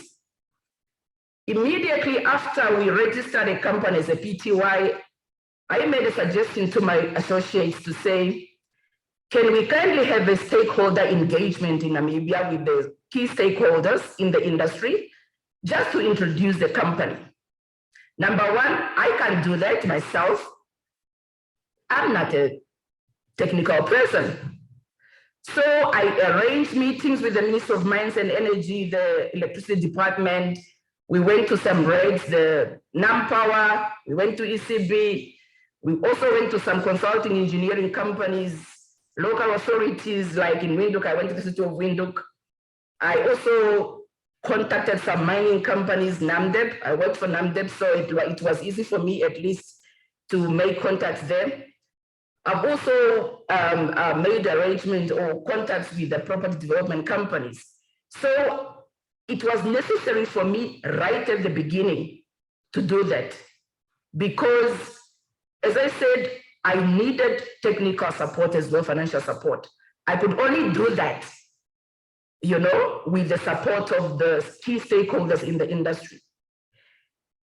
I've been running, if I hear there's a business forum arranged by the Chamber of Commerce or any other related to electricity forum, I go to that forum. I subscribe to a lot of seminars, just hearing all these technical, concepts that I don't even know. But I was just determined. So go to the next slide. Immediately after our engagement or company introduction meeting with the key stakeholders. 7 days after that, we were approached by Eureka Namibia it was a tender by invite for the electrical reticulation project at Oranje Town Council. And that's how I started. Compiling tenders, doing everything, running around, doing all the things that needs to be done. And I started getting projects. I did some projects with the NAMDEP. Go to the next slide. Couple of them as well with the Botswana dry ports, as well as Zimbabwe dry ports and the port of Namibia. And we started very small, doing 2-point-something million worth of projects, construction value. And as we speak, we are busy with 2 NAMPower 400 kV substations. It started as just a talk. But I've noticed that if you are determined, I've noticed with the previous speakers, they really mentioned, of course, you need to have skills. It's very much important. But I would like to add that in addition to either academic or, trade, you need to be emotionally strong, and you need to be emotionally prepared to go through a lot through the journey. Go to the next slide. So we've learned very quickly. As I said, we started 2015. This is 2022. We are now with 2 NAMPower projects. Our first project with NAMPower, after I don't know how many tenders I have submitted to NAMPower since 2015. I might exaggerate, but I might really done more than 30 tenders to NAMPower with no success. But I didn't give up. To the next slide. So as we are encouraging each other, women, Black women, maybe African women, we put context to this. I strongly believe that we need to mention women because we know the history of women. But I think we also need to realize as women that success only knocks to those that are willing to sweat. We can preach to people, yes, I want to be empowered because I'm Black or I'm a woman. You need to demonstrate your value to what you are doing. This is the era where you can't just say, yes, because I'm a Black woman, I deserve to be incorporated with the white colleagues just because of you are Black. We need to demonstrate our value. And as women, I encourage us that we shouldn't just pity ourselves. We should challenge ourselves. We shouldn't just use our gender to be given opportunities. We need to deserve those opportunities, and it starts with us. If you look at that slide, it's one of my favorite. Oh, those are my favorite pictures. If you look at that one, that's Linda when she was working in the corporate world. That was 2012, when she won a board award for the best employee. That time I was working for the Motor Vehicle Accident Fund for driving the implementation of the electronic performance management system in the company. And that is how I transformed myself to be an electrical contractor. So what I told myself, I said, Linda, you lack nothing. Just use what God gave you. The next slide. And without really going into details, because my time is quite limited, I want to end my speech or my presentation with a quote that I derived it from Barack Obama's words. He said these words in February 2008 when he was campaigning to be the president of America. What I want to say to my fellow African women in energy and power, I want to say, let us remind ourselves today that change will not come if we wait for some other person or if we wait for some other time. We are the ones we've been waiting for. We are the change that we seek. If we want to be incorporated, if we want to participate and take advantage of many, many, many opportunities that are popping up in Africa, in our continent, in the energy and power, we have been waiting for ourselves to take those opportunities. Yes, I do understand. We need legal instruments to protect us. But we also need to give hope to those girls who aspire to join the energy and power industry. We've been told enough that we cannot have what we dream. I think we heard enough that we cannot imagine being engineers by determination because energy and power is masculine. We can. Linda and many other African women attempted to do that, and we are managing. Thank you very much. Thank you so much for that riveting testimony. Engineering by determination, it is a call for us to be bold. The Minister of Mineral Resources and Energy once said when South Africa launched the Women Empowerment and Gender Equality Strategy, go out and grab those opportunities. Don't wait for them to come to you. And Ms. Linda has just emphasized how it's important to be bold, to be resilient, to be of a sane mind, and to go after the opportunities that are emerging in the market. Thank you so much for investing time to attend this webinar.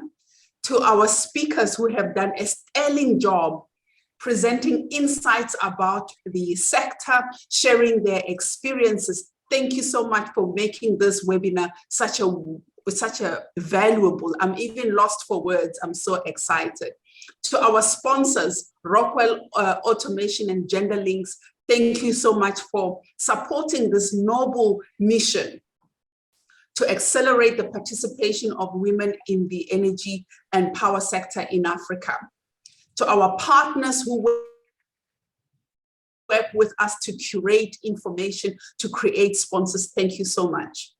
We wouldn't be here without you. To Biotech Technology that consistently delivers quality for our webinars, thank you so much. And to the AWEaP team, thank you so much. The webinar has come to an end. Remember to watch out for the survey and stand a chance to win tickets to movies in your area and in your country. We are definitely going to share the presentations on our website. Thank you so much and have a good morning, a good afternoon, or a good evening.